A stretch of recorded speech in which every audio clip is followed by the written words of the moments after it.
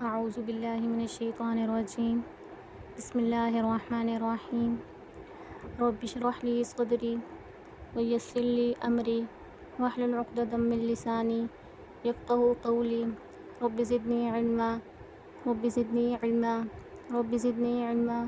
ऐ मेरे रब मेरे इल्म में इज़ाफ़ा फ़रमा, आमीन या रब्बल आलमीन। Welcome to city English schools online lecture.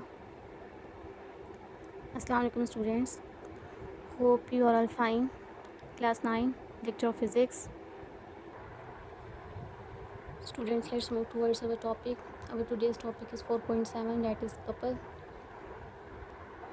Students, जब भी हम टू फोर्सेस की बात करेंगे, मीन्स के एक से ज़्यादा फोर्सेस की बात करेंगे, तो हम उसको कहेंगे that is called the couple.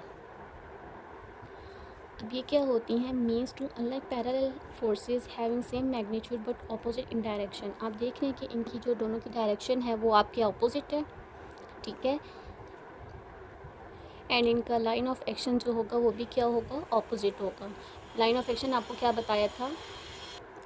Line of action आपके पास वो होता है जिसमें सारी फोर्सेस एक्ट कर रही होती हैं। मीन्स कि अगर हम कोई भी फोर्स लगा रहे हैं उसको हम लाइन ऑफ एक्शन कहेंगे। इसका लाइन ऑफ एक्शन यहाँ पे है क्योंकि हम यहाँ से फोर्स लगाएंगे, और इसका लाइन ऑफ एक्शन ये है क्योंकि हम वहाँ से फोर्स लगाएंगे, ठीक है। लाइन ऑफ फोर्स में हमारे पास क्या होते हैं? ऑपोजिट होते हैं। इसको हम कहते हैं कपल। अब हम इसके एग्जांपल से देखते हैं। ये आपके पास स्टेयरिंग है। आपको जब भी बॉडी को रोटेट करवाना होता है सर्कल में, तो आप क्या करते हो? उस पर फोर्स लगाते हो। यहाँ पे जब आपकी फोर्स लग रही है, आप देख रहे हैं कि वो क्या लग रही है? ऑपोजिट लग रही है। एक ऊपर जा रहा है तो दूसरा नीचे आ रहा है। बीच के आपका एक हाथ यहाँ पे है स्टेयरिंग के ऊपर, एक हाथ यहाँ पे है, दूसरा हाथ यहाँ पे है, ठीक है। तो एक हाथ आपका ऊपर जा रहा है तो दूसरा क्या हाथ हो रहा है? आपका नीचे आ रहा है। इसमें हो क्या रहा है? डिफरेंट डायरेक्शन में फोर्स अप्लाई हो रही है, लेकिन इफेक्ट जो है वो पूरा किस पे है? एक ही चीज़ पे, मीन्स के स्टेयरिंग पे है। ऐसा नहीं हो रहा कि यहाँ पे ज़्यादा फोर्स लग रही है और यहाँ पे कम लग रही है। दोनों तरफ आपकी क्या है? फोर्स जो है वो पैरेलल, मीन्स कि इक्वल है। जो एक तरफ फोर्स लग रही है वही फोर्स आपकी दूसरी तरफ भी लग रही है। मीन्स कि अगर ये आपके पास 10 न्यूटन फोर्स लग रही है तो ये भी आपके पास क्या होगी? 10 न्यूटन ही यहाँ पे फोर्स लगेगी। और है भी ये दो अनलाइक फोर्सेस, तो इसलिए आप क्या, ये जो सारा प्रोसेस है इसको आप क्या कहते हो? इसको आप कहते हो ये आपके पास कपल है। इसकी एक और एग्जांपल आप ये भी ले सकते हो कि जब अब एक साइकिलिस्ट है वो पैडल्स को अपने पुश करता है, तो उसका एक पाउंड जो होता है, उसकी एक फोर्स जो होती है वो कहाँ पे लग रही होती है? उसकी एक फोर्स यहाँ पे लग रही होती है, दूसरी फोर्स क्या होती है? वो यहाँ ला के उसकी फोर्स दूसरी यहाँ पे लग रही होती है। मीन्स के ऐसे फोर्स होती है। ये दोनों क्या हो गई? पैरेलल हो गई हैं, ठीक है। जब ये अनलाइक पैरेलल फोर्सेज है तो यहाँ पे भी आपका क्या प्रोड्यूस होगा? इसको आप क्या कहोगे? That is called the couple. The next example is double spanner. Students, पहले हम क्या करते? एक सिंगल स्पैनर ले रहे थे, ठीक है। उस स्पैनर को हम, वो स्पैनर किस लिए यूज़ हो रहा था? नट और बोल्ट को टाइट या लूज़ करने के लिए, उसको ओपन या क्लोज़ करने के लिए, ठीक है। उसमें हमने क्या कहा था कि हमने उसकी लेंथ, मीन्स कि जो उसका मूवमेंट आर्म था वो हमने क्या करना था? उसका लंबा रखना था। क्यों? क्योंकि जब वो हम लंबा रखते तो उस पर फोर्स हम कम अप्लाई करते और हमें काम जो था वो अच्छा मिलता है। मीन्स कि उसमें जो टॉर्क प्रोड्यूस हो रहा था वो बहुत ज़्यादा हो रहा था, ठीक है। अब हम उसी को लेकर चलते हैं। अब हम यूज़ क्या करेंगे? डबल स्पैनर यूज़ करेंगे। अब यहाँ पे हम डबल स्पैनर यूज़ करेंगे क्योंकि इसमें हमारे पास फोर्स कम लगेगी और वर्क जो है उसमें काफ़ी एफिशिएंटली परफॉर्म होगा।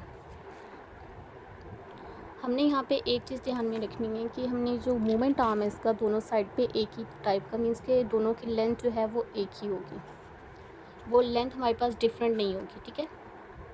अब मैंने यहाँ पे क्या कर लिया? दो स्पैनर थे, मैंने इसको एक का ए नाम दे दिया, दूसरे को बी नाम दे दिया, और उसका जो मिड पॉइंट है उसको मैंने कह दिया दैट इज़ कॉल्ड ओ।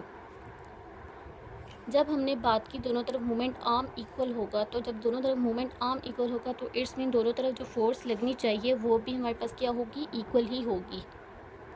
और अब हमारे पास बात किसकी हो रही है? दो स्पैनर, मीन्स के हमारे पास एक 1 है और एक 2 है, ठीक है। मीन्स के torque 1 equals to R cross F, ये हमारे पास जो है ये टॉर्क है, ठीक है। और ये torque 2 equals to R cross F. Two torques हैं। तो अब जब हम बात करेंगे कि हमने टोटल टॉर्क फाइंड करना है तो हम क्या करेंगे? टॉर्क 1 प्लस टॉर्क 2 हो जाएगा। मीन्स कि जब हमने होल इफेक्ट बताना होगा तो हम इन दोनों को सम कर देंगे। आपके पास क्या था? टू फोर्सेस से आपके पास एक पॉइंट था डेट इज़ ओ, ठीक है। ये आपके पास फोर्स 1, ये आपके पास फोर्स 2। मीन्स कि अब क्या हो रहा है? जो फोर्स 1 यहाँ से लग रही है ये इसको क्या कर रहा है? रोटेट करवा रहा है और यहाँ से फोर्स ऊपर लग रही है, ठीक है। मीन्स कि यहाँ पे अब आपके पास क्या प्रोड्यूस हो रहा है? टॉर्क प्रोड्यूस हो रहा है। ठीक। तो अब हमने क्या कर दिया, जब हमने टॉर्क फाइंड करना था तो हमने क्या कह दिया कि सम 1 प्लस सम 2 मीन्स कि दोनों टॉर्क्स का हमने सम लेना है। हमारे पास टी का फॉर्मूला क्या होता है, टॉर्क का फॉर्मूला क्या होता है, F cross R plus F cross R, ये T1 का और ये T2 का।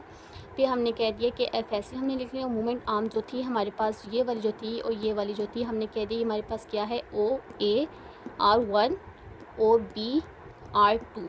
ठीक है। तो हम यहाँ पे अब हमारे पास क्या कॉमन आ रहा था, एफ़ कॉमन आ रहा था, हमने एफ़ कॉमन ले लिया। पे ओ ए प्लस ओ बी हमने इन दोनों को सेपरेट कर लिया। ओ ए प्लस ओ बी हमारे पास ये टू टॉर्क्स है, टू डिफरेंट टॉर्क्स का है हमारे पास। तो लेकिन अब जब हम इसको बाई होल देखेंगे, लेकिन बाई होल इसका जो इफेक्ट है वो तो किसी एक चीज़ पे लग रहा है ना, मीन्स के ओ पॉइंट के अराउंड ही ये मूव कर रहे हैं दोनों, है ना। तो इसका मतलब क्या होगा कि जब हम होल की बात करेंगे तो हम क्या कहेंगे, ओ ए प्लस ओ बी किसके इक्वल है, ए बी के इक्वल है, मीन्स के बाई होल जितना भी है उसका उसके इक्वल है। एफ ए बी हमने ओ ए प्लस ओ बी की जगह ए बी लिख लिया। ठीक है स्टूडेंट्स, ये था आपका कपल। होप सो कि आपको समझ आ गया होगा। अगर आपको कुछ भी इसमें क्यूरी है, कोई भी पॉइंट समझ नहीं आया, मैथमेटिकल स्टेप समझ नहीं है, तो आप मुझसे पूछ सकते हैं।